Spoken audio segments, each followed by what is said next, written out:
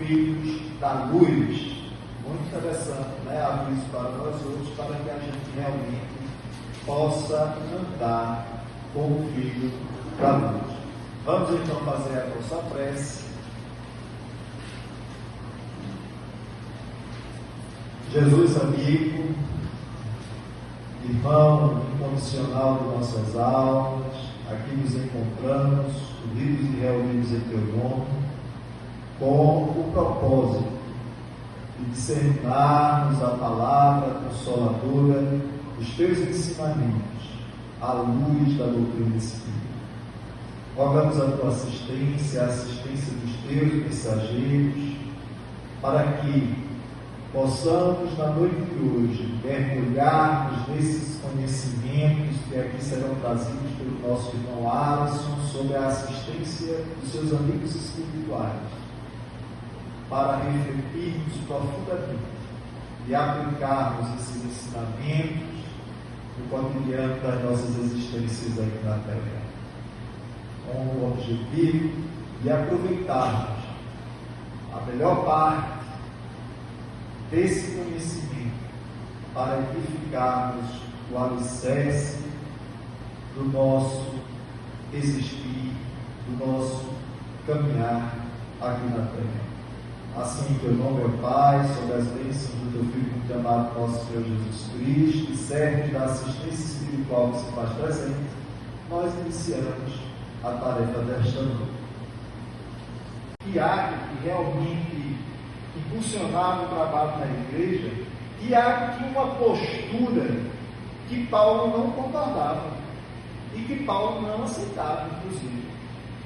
Porque Tiago, preocupado em manter as relações com o sinédrio, transformou praticamente a igreja no sinédrio. E Paulo achava coisa absurda.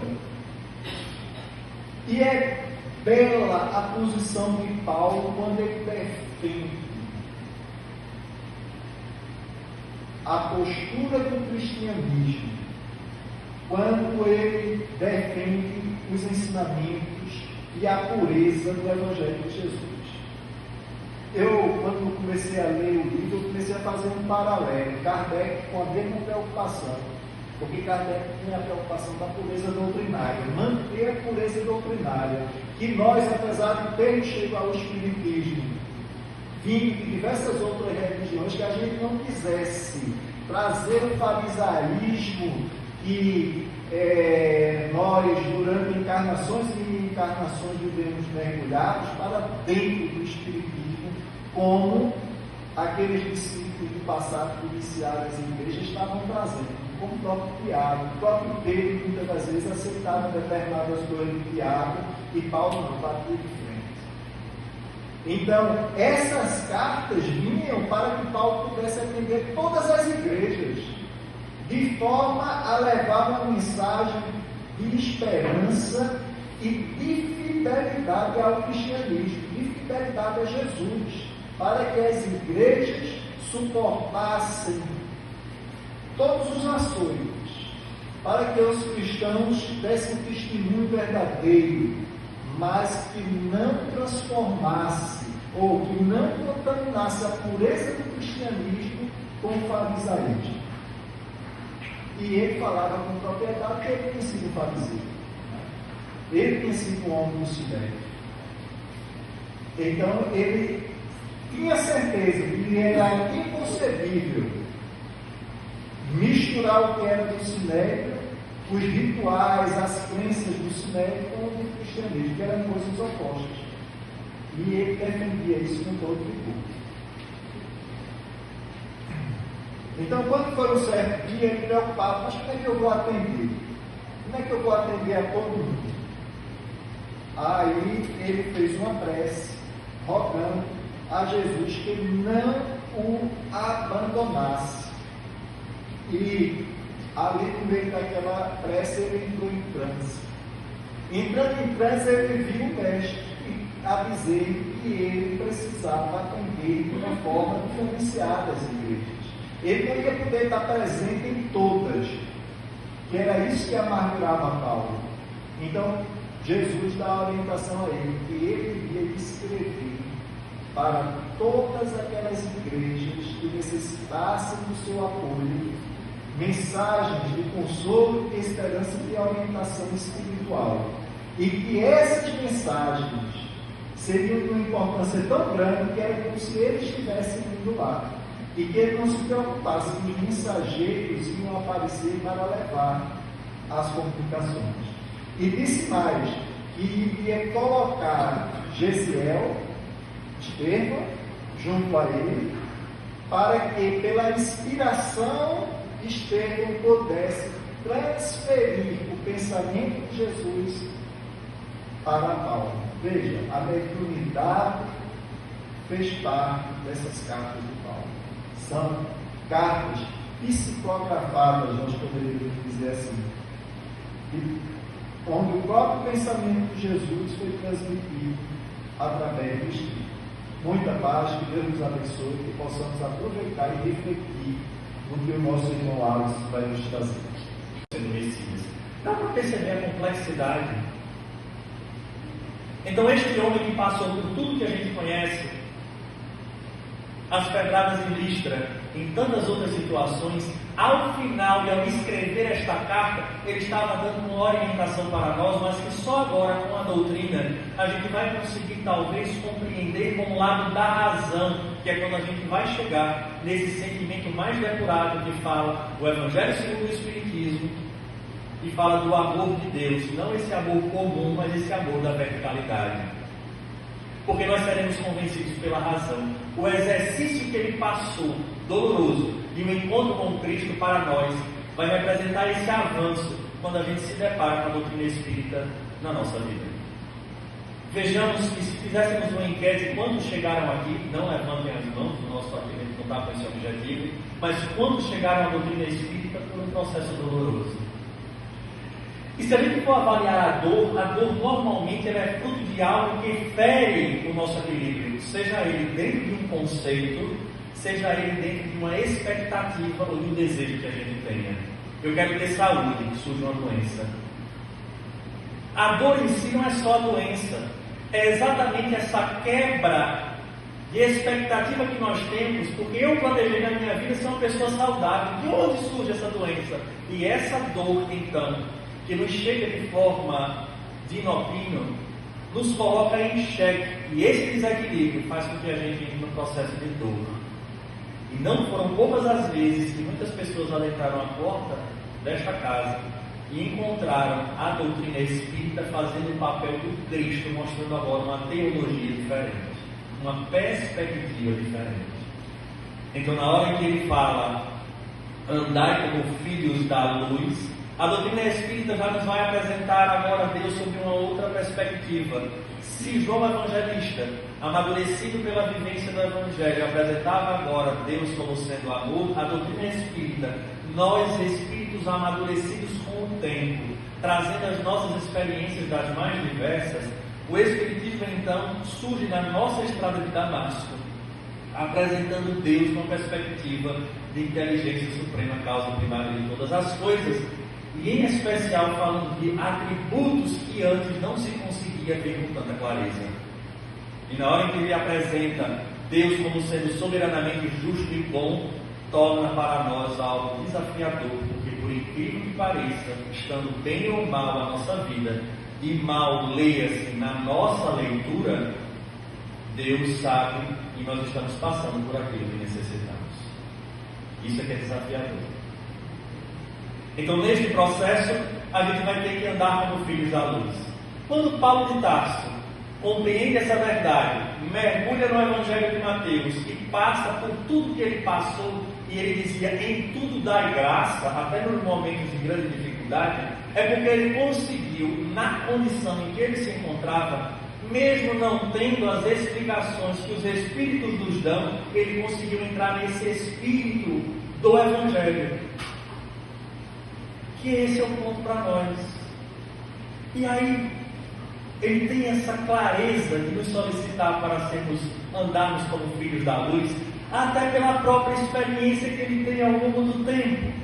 Como é que os filhos do Deus de Moisés andavam? É interessante a gente parar para perceber isso. Quando eu leio, repito, Êxodo, Números, na verdade Êxodo, Levítico e Deuteronômio, e vejo as normas, a gente vai perceber que aqueles que seguiam ao legislador e ao Deus de Moisés tinham uma forma de se vestir e de se portar. Tem gente que lê o Velho Testamento e diz: olha que absurdo isso aqui acontecer. Não esqueçamos, eles vieram de uma relação de escravidão no Egito, onde viviam com povos politeístas. Então Moisés vai trazer aquelas normas, inclusive exteriores, para diferenciar o povo judeu dos demais. Então, na condição em que eles estavam, aquela era a maneira deles se diferenciarem. Quando Paulo de Tarso surge depois do Cristo e traz toda a sua experiência, ele começa a dizer agora como é que um cristão deveria se portar. E aí ele escreve: andai como filhos da luz. Porque o cristão primitivo, ele tinha uma maneira de se portar na sociedade em que ele estava imerso. As pessoas não reconheciam mais pela vestimenta, não era pela roupa, não era pela oferenda no altar, porque o altar só foi entrar na história do cristianismo a partir de 313. Era pela postura, pelo comportamento. E é engraçado que quando isso se perde mais adiante, nós vamos perceber o próprio Cristo enviando à terra emissários, resgatando a forma de viver o Evangelho. Não era uma situação de ritualística, mas era de vivência. Quem não lembra aqui da figura de Francisco de Assis? Movimento laico da igreja. Francisco nunca foi padre. Mais adiante recebe uma ordem de diácono para ter a possibilidade de falar do Evangelho. Ele era semi-analfabeto. Os padres sabiam escrever. Então Francisco de Assis é convocado do mais alto para vir à terra para resgatar, para mostrar como era andar como sendo filho da luz. Não tinha ritualista, não tinha formas, não tinha exigências.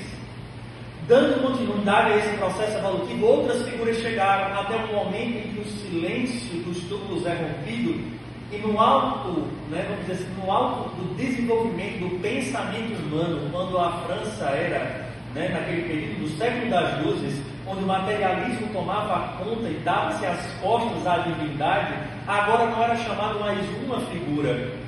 Foram os espíritos em todos os lugares que romperam para trazer agora de volta a figura do Cristo.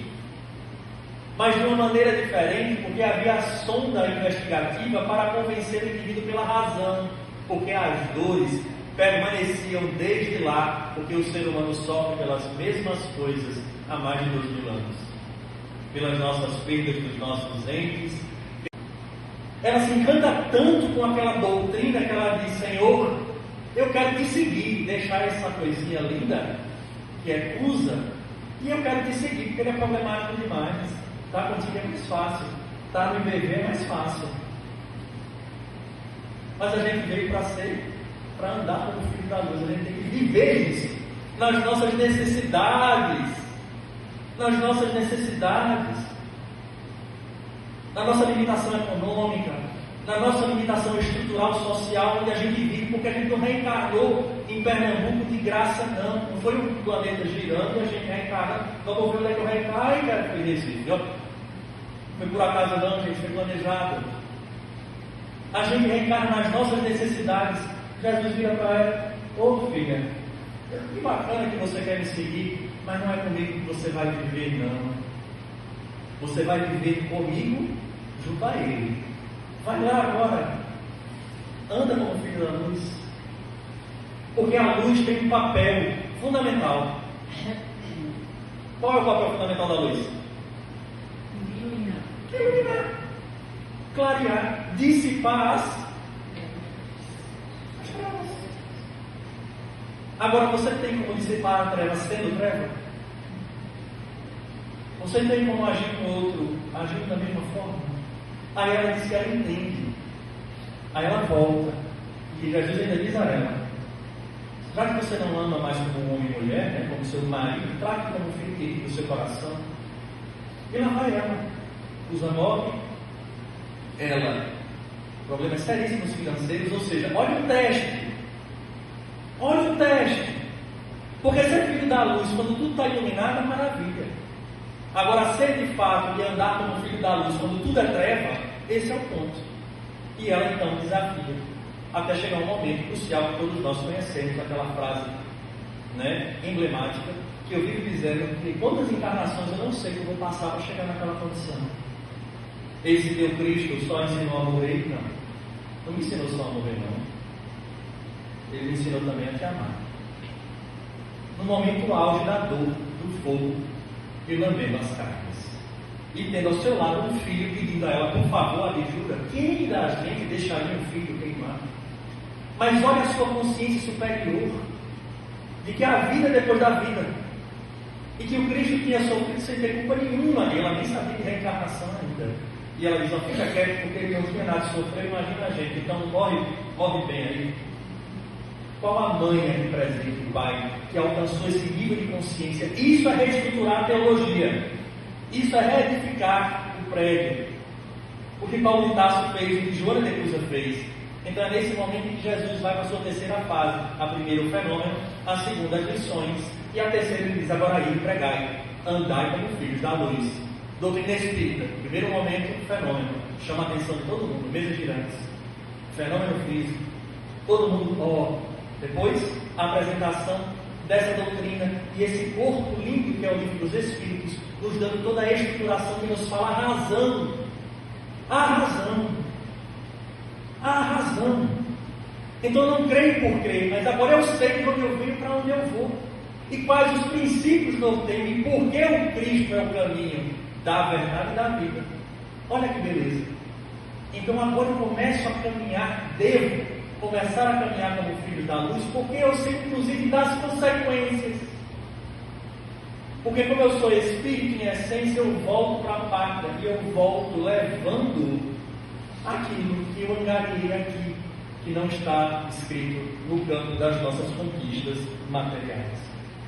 Não é minha ideologia, não são minhas crenças pueris, mas é o quanto eu consegui me transformar em luz, tendo como pauta a pauta do Cristo e não a pauta que eu acho que é a certa em relação ao Cristo. Eu não relativizo o Evangelho. É preciso que eu me adeque a ele. Foi o que Paulo fez. Foi o que Joana de Cusa fez. É a proposta para todo espírito. Essa proposta desafiadora de começar a ser luz num momento complexo como esse de transição planetária. Particularmente, isso é uma opinião neste momento, eu acho que no exercício que nós tivemos da Covid não passamos. Me permitam. Quem não concordar, não tem problema, a gente não precisa brigar por conta disso.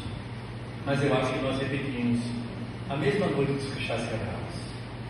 Empregamos irmãos, reclamamos, brigamos, apontamos. E isso para nós é um alerta. Porque o mundo caminha para conflitos dos mais diversos. E a posição que Paulo nos deixa, inclusive nessa carta tem uma frase fundamental, eu não sei nem se vai ser no livro de outro tempo, peço licença para ler.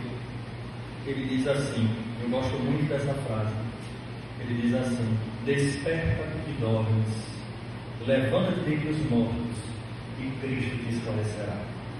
Nós vivemos uma sociedade repleta de indivíduos que estão de fato dormindo como mortos, aceitando tudo de todas as formas. E eu estou falando em termos de valores, tá? Não confundam com qualquer outra coisa, estou falando de valores.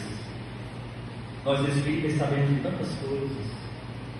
Como nós podemos compactuar com determinadas situações que o mal grita e o livro dos Espíritos afirma?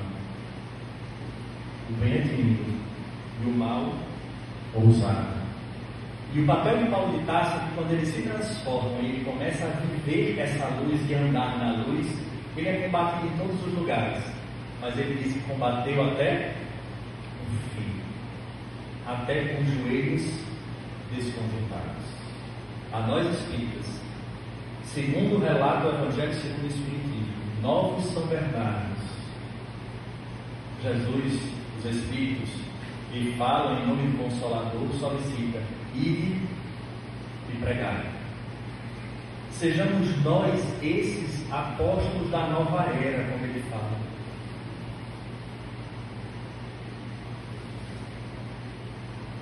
e passar espírita, refletindo o que nós escutamos aqui. Se a gente chegar na casa espírita, ficar aí sentado, feito, eu sempre digo, sabe? Não foi do tempo, não. Bater ponto entrou antigamente, não é da minha época, mas antigamente. Os velórios eram realizados dentro de casa. Aí a missa era com o corpo presente. De que adianta? O cara nunca foi na igreja, vai receber ali a bênção ali na hora que está morto ali dentro do caixão, de que adianta? Ou de última hora lá, eu aceitei Jesus, e pô, teve um filho de Paco morreu. Será que é isso que vai levar a salvação? Não. E a doutrina espírita nos diz que não é o espiritismo que vai trazer a nossa salvação. O que é que traz? A caridade. Mas a gente só vivencia a caridade se a gente se imbuir dessa luz.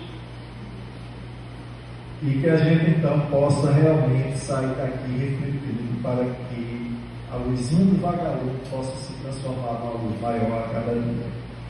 Vamos então orar.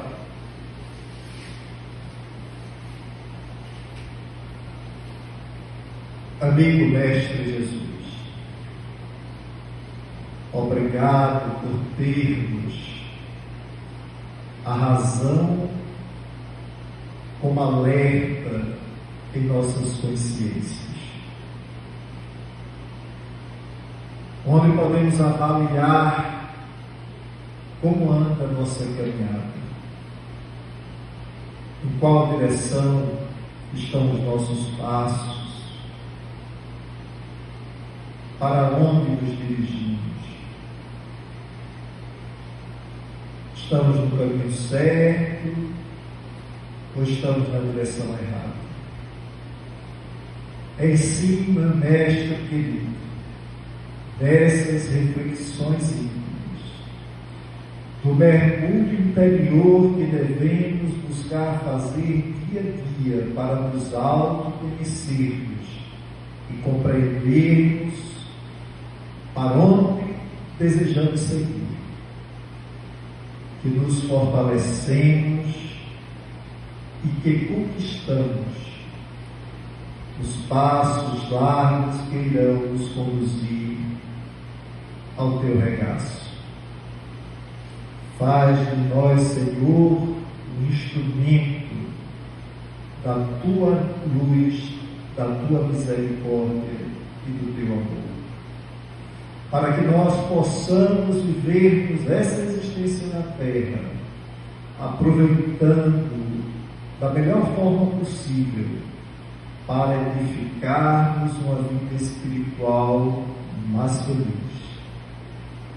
Assim, certos da tua presença entre nós, certos que estás a guiar os nossos passos, iluminar os nossos pensamentos, nós rogamos a ti paz, luz e harmonia para todos desta casa. Os que aqui se encontram encarnados e desencarnados, e possam sair daqui fortalecidos e com bom ânimo, para deixarmos a nossa luz brilhar no dia a dia da nossa existência na vida da sociedade. Paz e luz para todos, hoje, agora e todo sempre. Alisson, muito obrigado. Uma exposição que eu acredito que tenha mexido muito com a atividade de cada um de nós, porque nós precisamos fazer essas reflexões. Será que nós estamos andando como filhos da luz? Ou será que nós estamos deixando as ideias farisaicas do passado vir à tona e estamos... Trago um abraço do Grupo Espírita Francisco de Assis, a todos que fazem, a todos que frequentam esta casa. Parabéns pelos 67 anos. O tempo passa e a gente nem se apercebe, principalmente quando nós estamos no trabalho. Que ela possa permanecer fiel a Cristo e a Kardec, tendo em vista que hoje, como disse Júlio, os desafios são muito grandes, de tal forma que necessitamos estar atentos para nos mantermos fiéis à própria mensagem. O tema é por demais feliz e vai nos caber algumas reflexões de fato, mas que eu preciso resgatar uma fala que Júlio colocou, e a partir dali a gente de fato discorre sobre este tema que se encontra nessa carta aos Efésios, muito rica, e obviamente o tema está restrito a uma parte dela, mas que será muito importante para nós. A primeira lembrança que nós gostaríamos de trazer foi essa que Júlio já trouxe, de que as cartas de Paulo são instruções diretas do próprio Cristo, tendo Estevão como intermediário e Paulo como sendo o executor na condição do papel. Ele passava para Lucas muitas vezes, para outros que escreviam e instruíam para as igrejas. Então isso para nós é uma lembrança de que a gente não se torne seletivo nesse processo. Como assim seletivo? Então isso aqui vale, mas isso aqui já passou do tempo, não é bem assim. Porque nós temos o hábito de, diante de algumas colocações que ferem as nossas crenças, a gente desacreditar a carta, uma orientação em detrimento daquilo que a gente acredita que é o certo. E a nossa história de ser filhos da luz, de andar como filhos da luz, inicia aí. Para que a gente entenda essa frase, é preciso que a gente volte no tempo e vivencie um momento crucial de Paulo, mas que a gente possa fazer essa análise conosco. Andai como filhos da luz. Todos nós sabemos a história de Paulo, doutor, fariseu, doutor da lei, e que ele trazia a esperança de muitos ali, em especial da família, que ele assumisse um posto diferenciado frente à sua raça. Mas nós sabemos o que acontece com ele na estrada de Damasco, mas aquele fenômeno foi fruto de um grande processo de dor. Paulo de Tarso, acredito que todos já leram Paulo Estevão, perseguia a figura de Ananias, porque na verdade, o Cristo lhe batia em cada esquina da sua existência. E foi mexer exatamente com o grande amor da sua vida. E diante daquela situação, ele enlouquecido pela dor da perda, e aí a religião serviu para ele como um mote para que ele desaguasse o seu ódio pelo que acontecera com Abigail sobre os iniciados no campo do cristianismo da Boa Nova. Ele começa o processo de perseguição de fato. Então foi essa dor muito intensa que o levou a esse processo de perseguição, e que em tal momento Cristo se apresenta para ele, no qual ele havia tido já conceituações do próprio Cristo, quando esteve na casa do caminho a escutar Estevão. Então ele ouviu uma base teórica do que era a Boa Nova, e indiscutivelmente se sentindo ferido dos conceitos que se trazia em relação a Moisés, porque há uma tradição e a gente vai entender o porquê Moisés é visto dessa forma. Ele então vai atrás desse processo de vingança e se depara com Cristo naquela estrada de Damasco, onde nós sabemos tudo o que se passa. Nós precisamos entender talvez agora a simbologia dessa estrutura para percebermos esse grande recado que ele deixa aos Efésios e para nós, para que nós possamos andar como filhos da luz. É necessário entender como Paulo de Tarso, ou Saulo de Tarso entendia, para depois a gente perceber a transformação dele, e ele chegar no momento onde ele escreve essa carta aos Efésios e vai sobrar para nós como espíritas. Se eu não consigo entender essa cronologia, vai ser difícil a gente interpretar ela de uma forma muito assertiva. Então eu gostaria de dar um passo atrás e ir para a figura de Moisés, para a gente entender o que significava para Paulo. No caso, eu vou chamar já de Paulo, mas incluindo o período dele como Saulo. O que ele entendia de Deus? Porque na hora que nós falamos, andemos como filhos da luz, filho remete a pai. Eu acho que todo mundo concorda com isso. Este pai que está escrito na carta dos Efésios é a figura de Deus, do qual se fez materializado para ele, na perspectiva do representante de Deus na terra, sendo a figura do Cristo. Então, para que eu seja como um filho da luz, eu preciso primeiro entender qual a minha perspectiva de Deus, para que eu ande conforme esse Pai. Porque há uma sequência aí de todo, quer ver que vocês entendem? Filho de peixe. O peixinho é Então, dependendo da forma com que eu enxergue esse pai, ser filho dessa luz vai ter características que são correspondentes a esse pai. Então vamos lá, Moisés, e é um período importante porque esse tema de hoje ele casa com uma certa homenagem que a gente vai querer fazer também, não só a casa, mas ao 18 de abril, que é o livro dos Espíritos. Moisés é considerado o maior de todos os profetas, porque segundo a tradição judaica, ele foi o profeta que praticamente chegou a ver Deus. No termo que eles usam, é como se ele visse Deus de uma forma embaçada. Ele era o único profeta que recebia as profecias em vigília, porque todos os outros recebiam a mensagem divina através dos sonhos. Então só ele tinha a capacidade de subir ao monte e ter um contato visual com aquele que ele chamava sendo Deus. Apesar de não ser a visualização plena, ele via uma chama de forma que ele foi o único profeta da história judaica que tinha essa condição. Repito, todos os outros, eles viam através dos sonhos. Então, por conta disso, e de trazer a lei, que é o decálogo, ele vai ganhar essa